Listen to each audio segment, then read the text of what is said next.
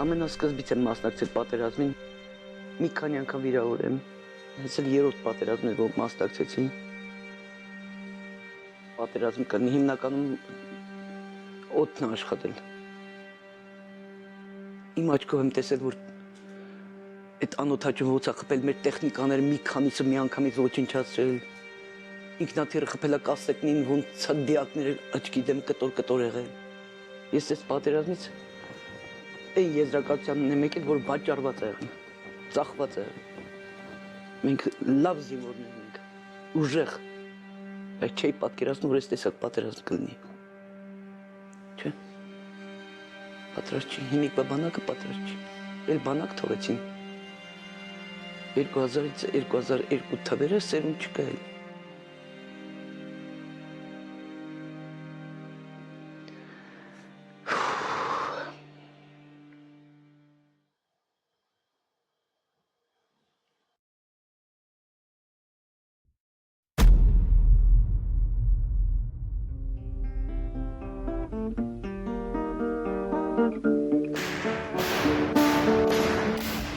Դուք լեռներ հայոց,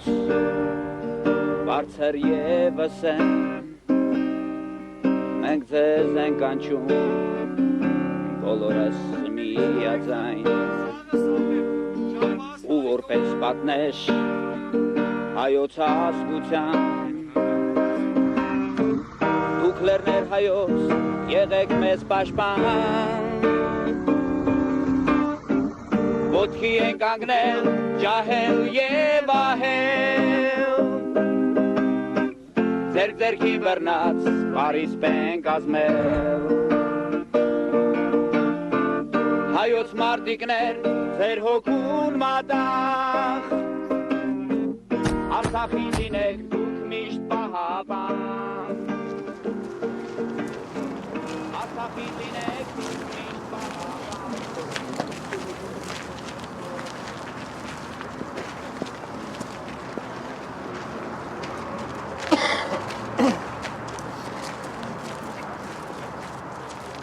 Շատ լավ,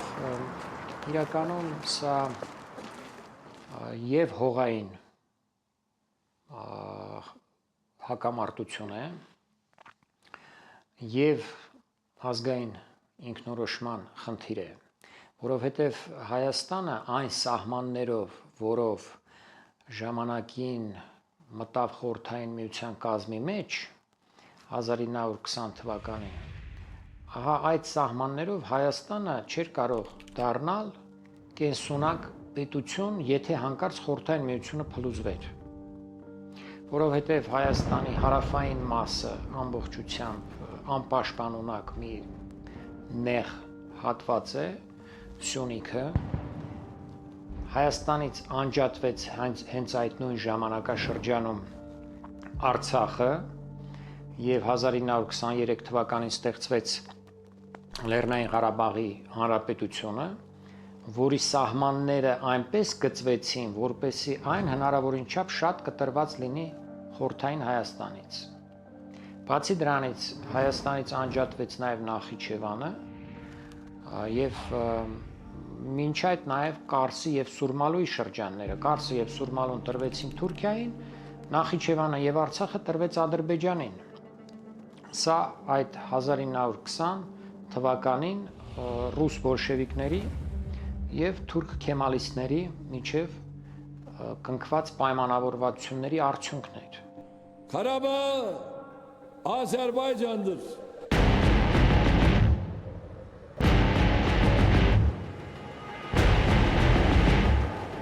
Füzuli bizimdir. Cebrail bizimdir. Zengilan bizimdir. Qubadlı bizimdir. Ağdam bizimdir.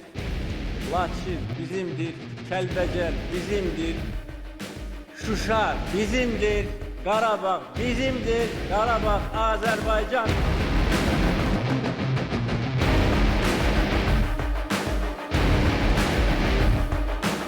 Bugün Nuri Paşa'nın, Enver Paşa'nın, Kafkas İslam Ordusu'nun, yiğit neferlerinin ruhunun şad olduğu gündür.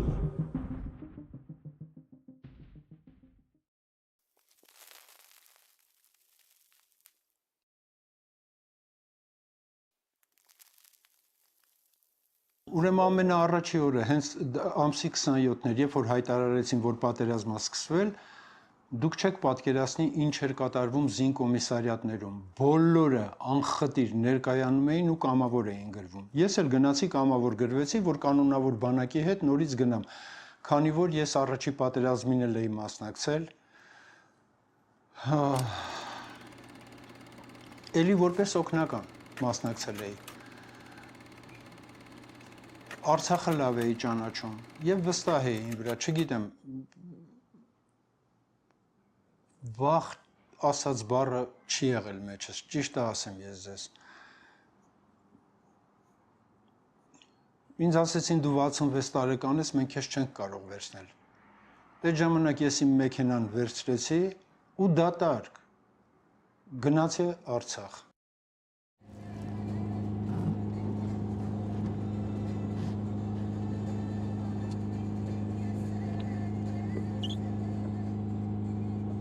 Ես մենակ հաց տանողն եմ եղել, ճիշտը ասեմ։ Հա, պատահաբար եղել է, որ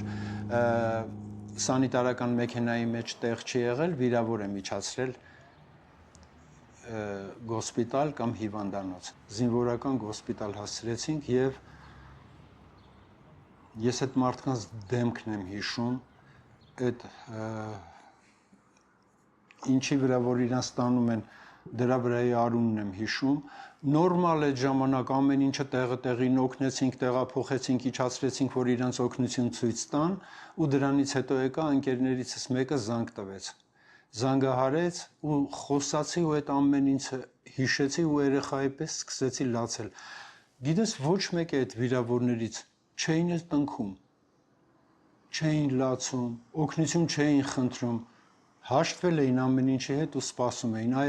այդ մեջ այդ տպավորությունները, արցունքները աչքերիցս գնաց, երևի վերջի անգամ 3 տարեկանում էի լացել, բայց այդ վաղ չկարեցա զսպեի ինձ։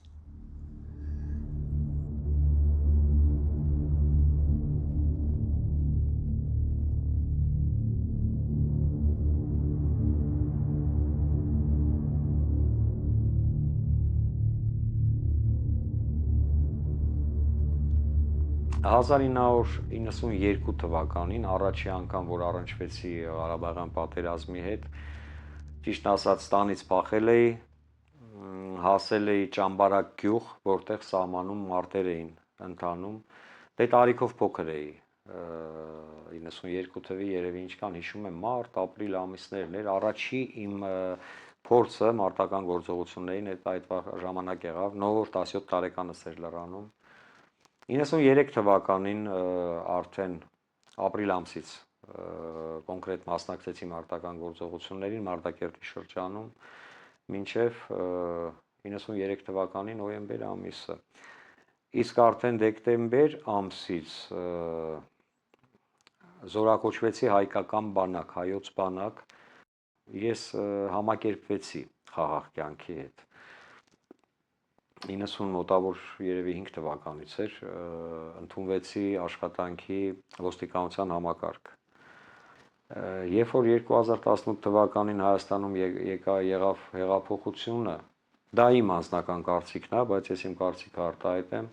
Հայաստանում իշխանության եկան ուժեր, որոնք բացարձակ ոչ պատրաստ էին պատերազմին,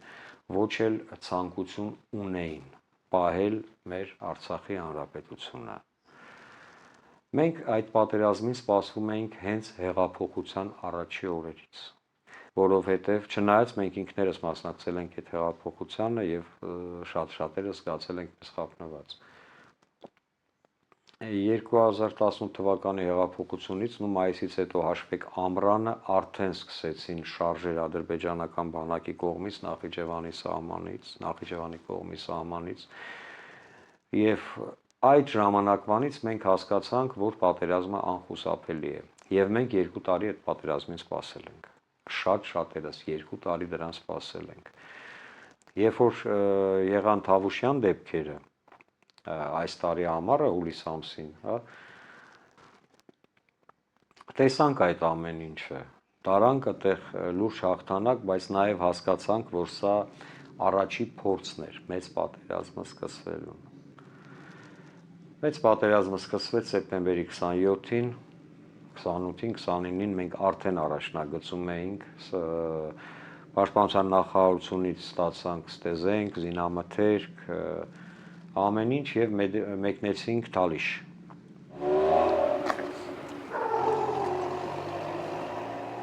Ամսի 27-ին սեպտեմբերի ես բավականին խորն եմ քնում, չէի լսում, որ արդեն կրակում են քաղաքին, պապայի գոռոցից արթնացա, երբ որ նա գոռում էր, որ արագիչեք ներքև, հարձակվել են ու պատերազմը սկսվեց։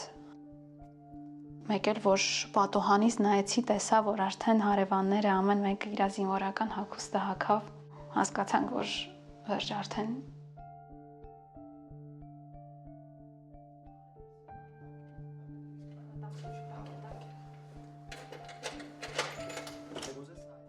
Հիշում ես, որ ես եկա տուն ասեցի, սաղ պատրաստվեցիք, ձեզ մի ժամ ժամանակ եմ տալիս, դուրս են գալիս։ Ես հիշում եմ, որ առաջին հերթին սենց անձնագիր, ինչ-որ փաստաթղթեր։ Սաղ ասել եմ ինչ-որ անհրաժեշտ է, շատ քիչ, ասել եմ սաղ հարևաններին էլ ասում եք, ով ուզում է թող գա։ Եվ հարևանը զանգեց իր աղջկանը, փորանը վերցրեց։ Երկու թորներին։ Էմի էստեղ իրաց թորները։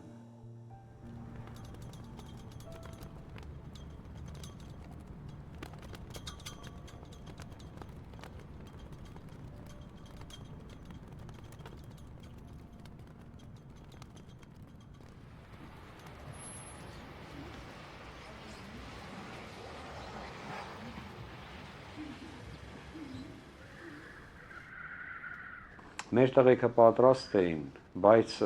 քանի որ մեր երկրի գլխավոր գերագույն հրամանատարը շատ անպիտան ձևի պատրաստեց էլի մեր պաշտպանությունը, կորուստներ շատ ունեցանք եւ գիտեք կորուստները շատ էին հենց թշնամու հրետանու եւ անօթաչու սարքերի պատճառով ինքնաձիգերը որոնք կային մեր ձեռը, գնդացիրները մեզ պետք չէին, որովհետև թշնամին գործում էր միայն հրետանով եւ միայն անօթաչու սարքերով, բնաջնջում էր ամեն ինչ, նոր մտնում էին իրանց զինվորները արդեն, որ մարդ չէր մնում այդտեղ։ Դրա համար ոգիները բոլորի ուժեղ էր մեր տղաների, շատ, բայց դե այդքանից հետո իհարկե մարդիկ նեղվում էին, նահանջում ես բնաջնջում են քեզ։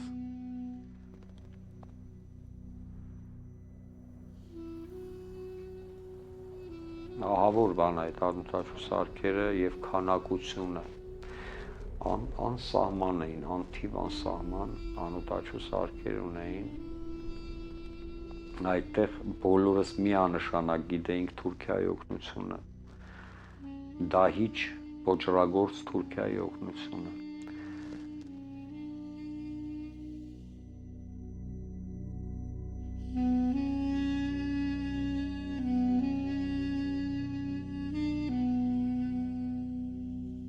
Ժամանակ առ ժամանակ կատարվում էր վարժանքներ, եթե պատերազմ լինի, ինչ պիտի անենք եւ չնայած հանկարծակի սկսված պատերազմ էր, մենք ամեն մեկս էլ գիտեինք մեր անելիքը, մեր աշխատանքը, հերթականությունը եւ այդ ծրագրի համաձայն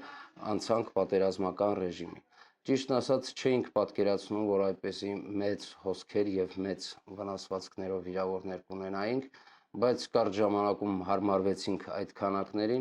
եւ մինչեւ վերջ էլ մեզանից կախվածը կատարում ենք, կարծում եմ, որ լավ որակով։ Ստեղ հիվանդանոցում հանգստանալու համար անձնակազմի որոշ մասին պարտադրում ենք, որ քնեն։ Ոչ մեկ չէր ուզում նույնիսկ քնել եւ ոչ մեկ չէր ուզում, որ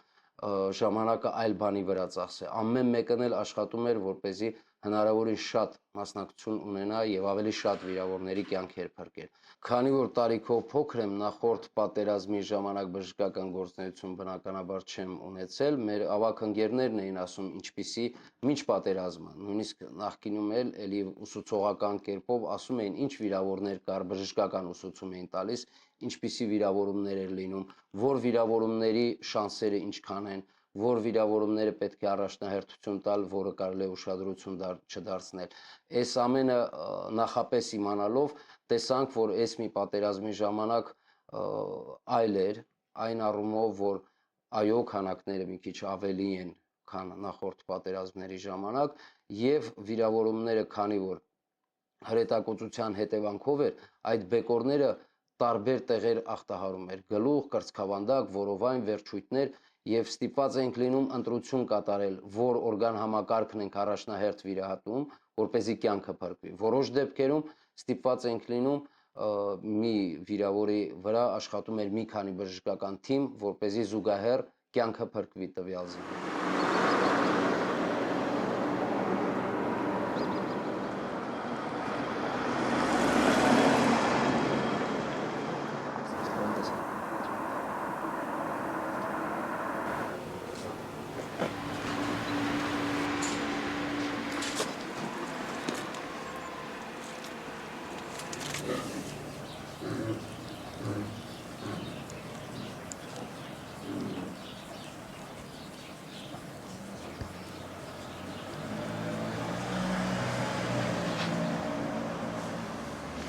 Այո։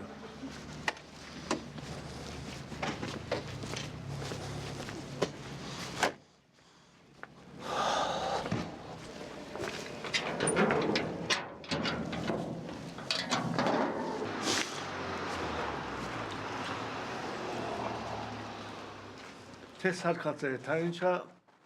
ուրիշ կրվեր, ուրիշ զենքեր։ Են առաջվա կրվով ու լավ ենք դիմադրել, լավ ենք հաղթել, բայց այս ուրիշ, և Տուրքիանը, Ադրբեջանը չի։ Սպեցիալնի պատրաստված բանակի դեմ եք կրվել, էլի։ Իրենք սովորած են, էլի, մեր տրեքն է ջայել, ենքան զոհ էր տվինք։ Շատ ջայել է կործրինք։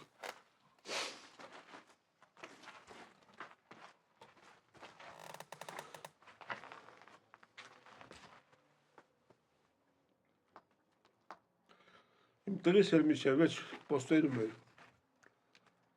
առաջի գծում, անկազմակերպ կրև է եղել, երեխա ծովս կոմանձեր է եղել, ոչ իրանք իրար են ասում, հարձակվենք կամ հետնահանջենք,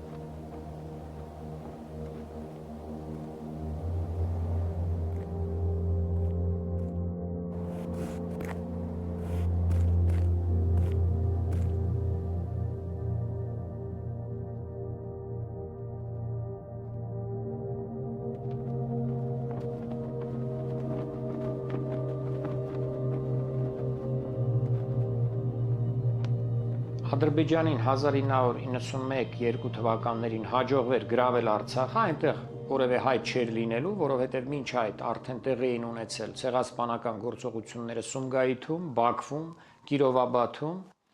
Եթե հաջողվեր Արցախը մաքրել,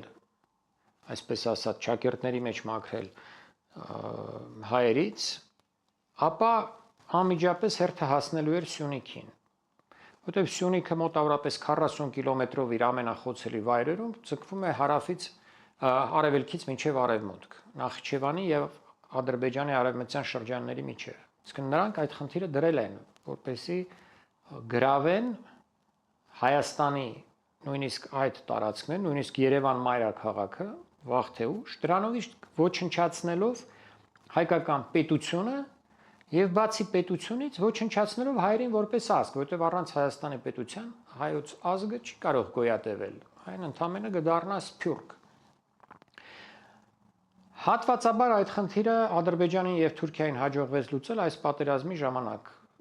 որը տևեց 2020 թվականի սեպտեմբերի 27-ից մինչև նոյեմբերի 9-ը։ Այն տարածքներում, որտեղ մտան թուրքական զորքերը, Արցախի պատմական տարածքներում, որ միշտ հայեր են ապրել 5000 տարի շարունակ, այսօրվա դրությամբ գեթ 1 հայ չի ապրում, Հադրութում չի ապրում, Քարինտակում չի ապրում, Շուշիում չի ապրում եւ այլուր, որտեղ կա թուրք կամ ադրբեջանցի զինվոր, այնտեղ չկա հայ։ Սա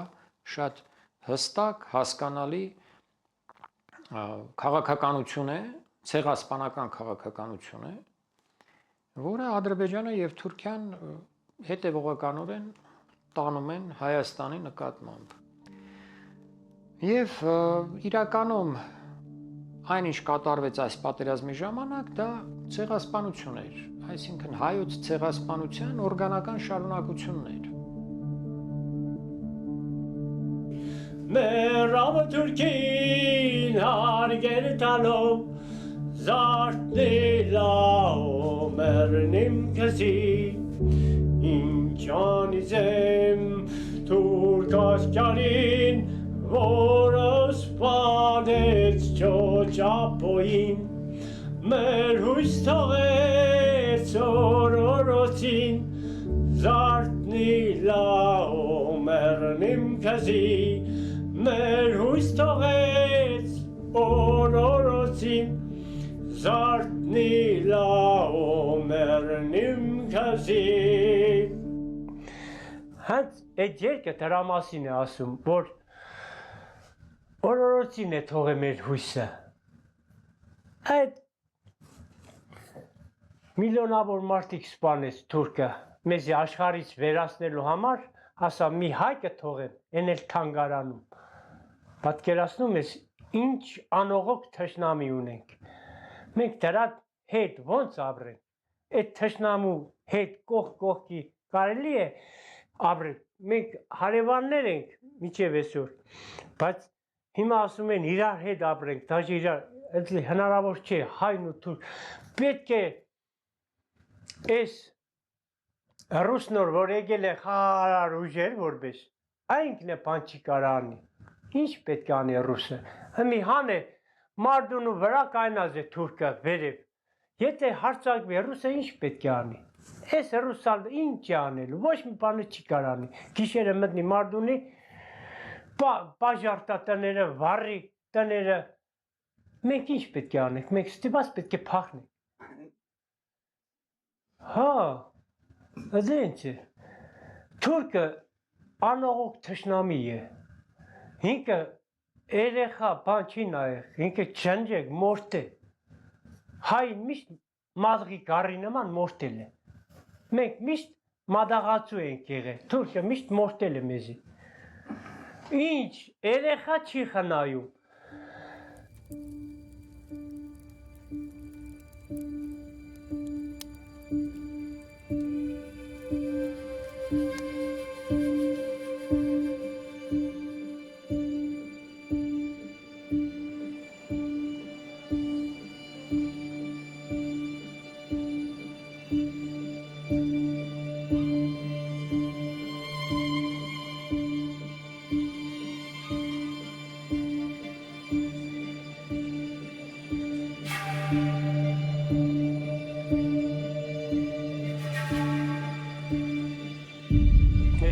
վերջի կռիվին իհարկե շատ զոհեր տվեցինք,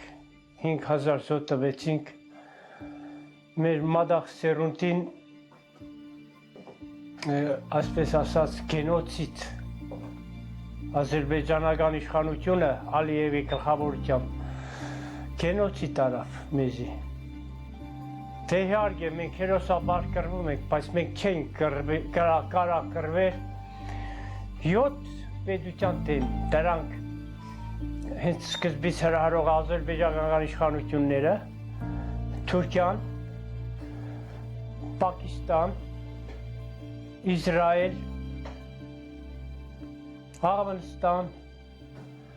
տերորիստներ Սիրիայից, Նրանք բոլորը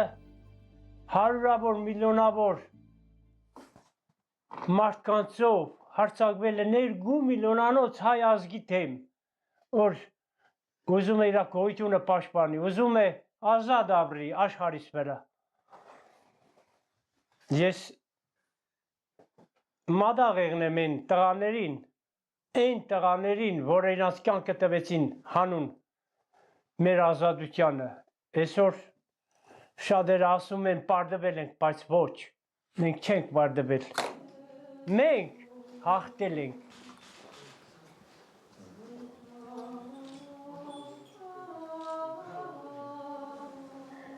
Եթե իրանք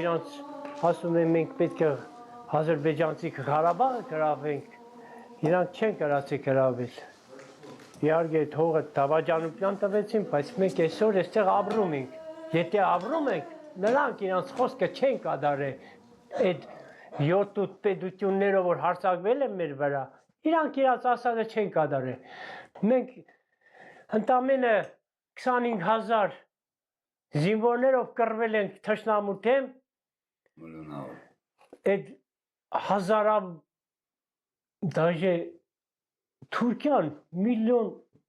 զորք ունի, պատկերացրեք, այստեղ ներխուժել են Աֆղանստանից, Սիրիայի այդ տերորիստները, Պակիստանից են զենքեր ուղարկում, Իսրայելից են զենքեր ուղարկում, դու որտից ասես, ձեր ցավը տանեմ, իրանք չկարացան մեր դեմ, մեր տղեկը, Արմենի պես տղեկը, այ հալալ եղել, իրանք հերոս են, պահեցին մեր հողերը, հայս հերոս տղեկը մեր հողերը պահեցին, ու ես հբարդ եմ իրանցով, ես հբարդ եմ մեր զինվորներով, ես իրանց ցավը տանեմ, այս զոհվածների գերեզմանի շիրիմի ղուրբան, հավերժ փառք իրանք միշտ մեր սրտերում ապրելու են, միշտ, կներեք մեզ, իմ հայ ժողովուրդ, իմ քույրեր, եղբայրներ, որ մենք թույլ տվեցինք, մենք չմեռանք, այդ ջահելները մեռան, մեռնողներ մենք պետք է եղնենք, ոչ թե երիտասարդները։ Ոստացարի ձեռն գալս տյան միասնիկ ու աշխարհս, անճարենի խոստման մարուցաներս մերյանս և ասեն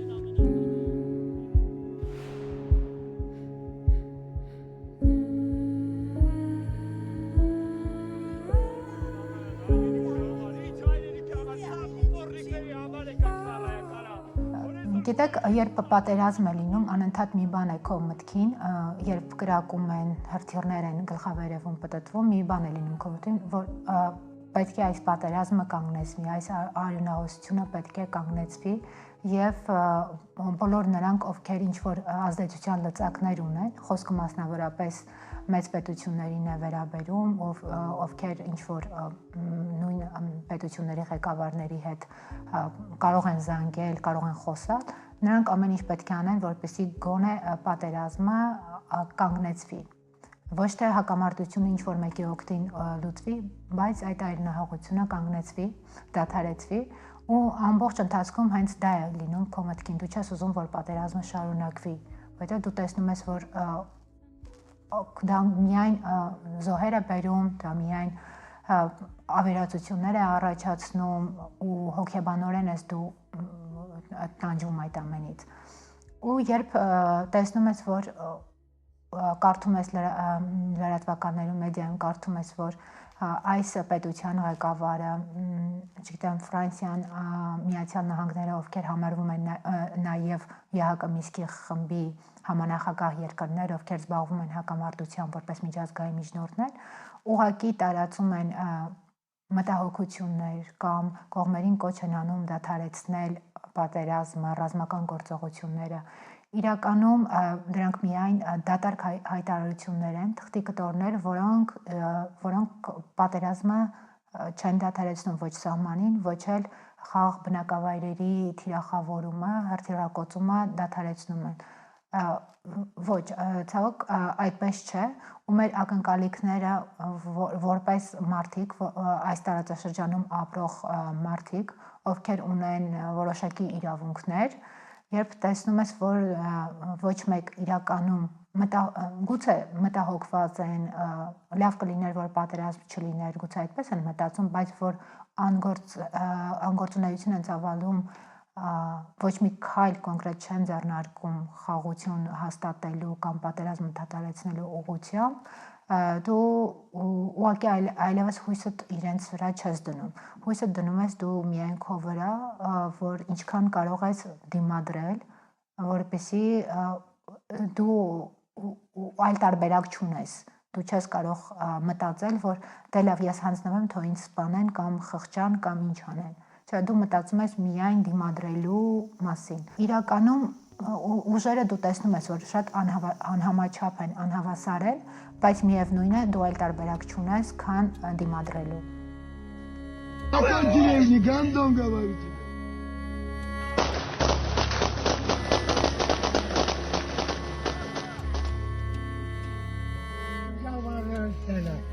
Allah yalvarırım sana. Allah yalvarırım sana. Allah yalvarırım sana. Allah yalvarırım sana.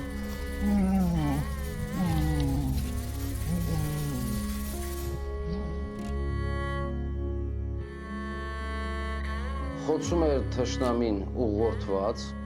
նրանք գիտեին ինչ են խոցում, խոցում են կոնկրետ էլեկտրական այդ ուրեմն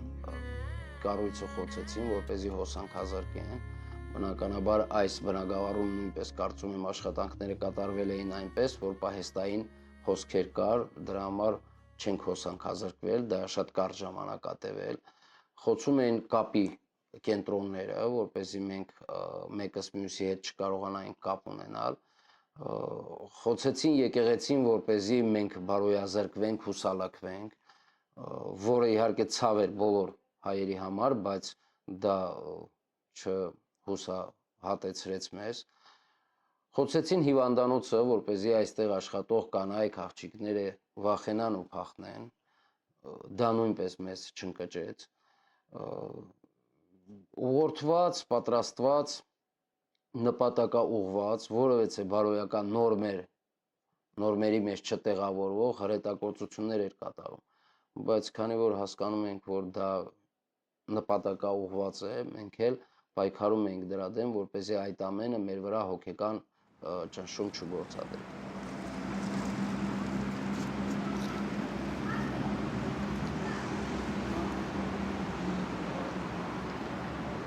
Մեծ ցավ եմ ապրում, որ մեր տարածքները մերը չի, հոգեպես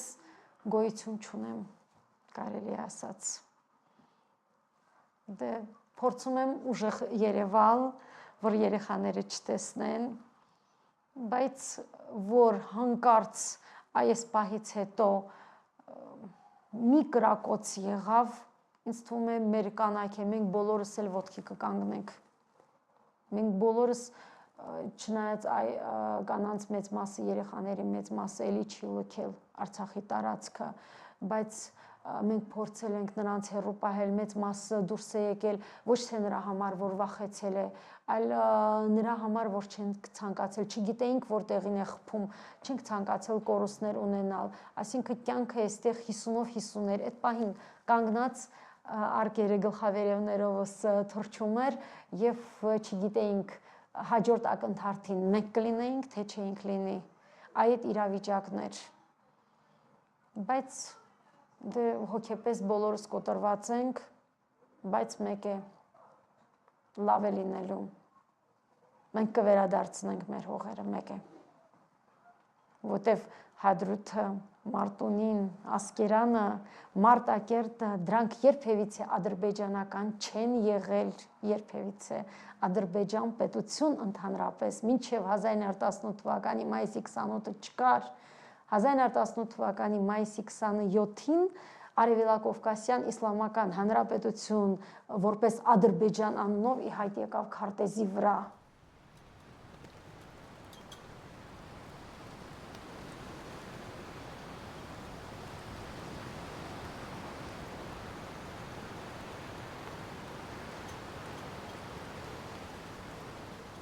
Չնայած հոգուս մեջ դատարկությունն է, շատ վատ բաներ են կատարվել, բայց ես կուզենայի լավ մարդկանց մասին խոսայի, որովհետև լավն էլ է կատարվել, շատ լավը, այդ ամեն ինչի հետ միասին։ Կուզեի Լուսինեի ու Հայկի մասին ասեի, Տոնիկյան Ռուբոյի մասին ասեի, մեր տնօրենի մասին ասեի, Տիգրան Հեքեքյանի մասին։ Չեմ մոռանա երբեք Ղարաբաղցիներին, Փոքրիկ Դավիթին, որ այդ պատերազմի ընթացքում ինչքան մեքենան մոտենում էր պահեստին, որպեսզի ուտելիք, հագնելիք, դեղորայք լցնեինք, տանեինք, 10 տարեկան երեխան գալիս էր ու մինչև վերջ օգնում էր, մինչև վերջ։ Ու իմ կարծիքով դա միակ երեխան էր, որ պատերազմի ժամանակ չէր էվակուացվել Ստեփանակերտից, մնացել էր երեխան։ Ուզում եմ մեր Սասունին հիշեմ, որը իր մեքենայով նորից եկել էր ու զինվորներին կերակուր էր հասցնում ու ամսի 6-ին Շուշիում կորավ ինքը ու հետո իր հարազատները իրան մահացած գտան։ Մեքենայի մեջ էլ դեռ քաղցրավենիքը մնացել էր։ Ցավով եմ հիշում, բայց չեմ կարա Սասունին չհիշեմ։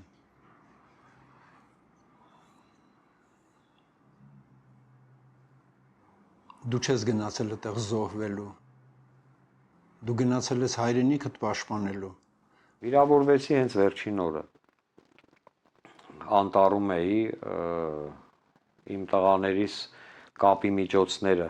պետք էր լիցքավորվել։ Ինձ զգուշացրեցին, ասին ռմբակոծում են, մի արի, դե ես էլ ոնց որ դե գիտեք, ես պատերազմ արդեն սովորական բան ա դարել, ինչ որտեղ։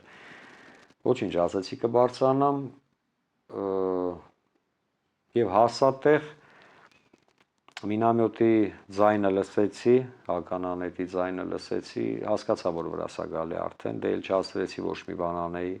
հենված էի միտեղ, նայեցի ոտս կողքս ընկած։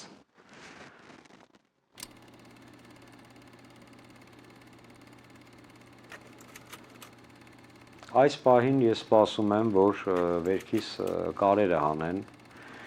եւ դրանից հետո պետք է գործընթաց լինի,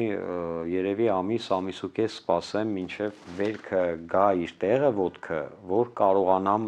պրոթեզավորման հարց լուծեմ։ Ես պետք է երկու ոտքի վրա լինեմ, որովհետև ես միանշանակ դարձյալ մասնակցելու եմ պատերազմի։ Դա էլ է իմ խաչը։ Հայաստանի անվտանգությունը, մեր սահմանների անվտանգությունը, դա էլ եմ հետս տանելու, Աստված տա ինչքան որ կարողանամ, ինչքան որ Աստված առողջություն տա, հնարավորություն տա։ Դա է հիմնական պատճառը։ Եվ թե ինչ կհաջողվի Հայաստանին պահպանել, որ աստիճանի մեզ կհաջողվի պահպանել մեր պետական ինքնիշխանությունը, մեր տարածքային ամբողջականությունը, ցույց կտա ժամանակը։ Բայց հենց այդքանով էլ սա եւ տարածքային հողային հարց է, որովհետեւ այդ տարածքային հողային խնդիրը ապահովում էր Արցախի այս վերջին 27 տարվա ընթացքում Արցախի շուրջը ազատագրված պատմականորեն հայկական այդ հողերը ապահովում էին Հայաստանի պետության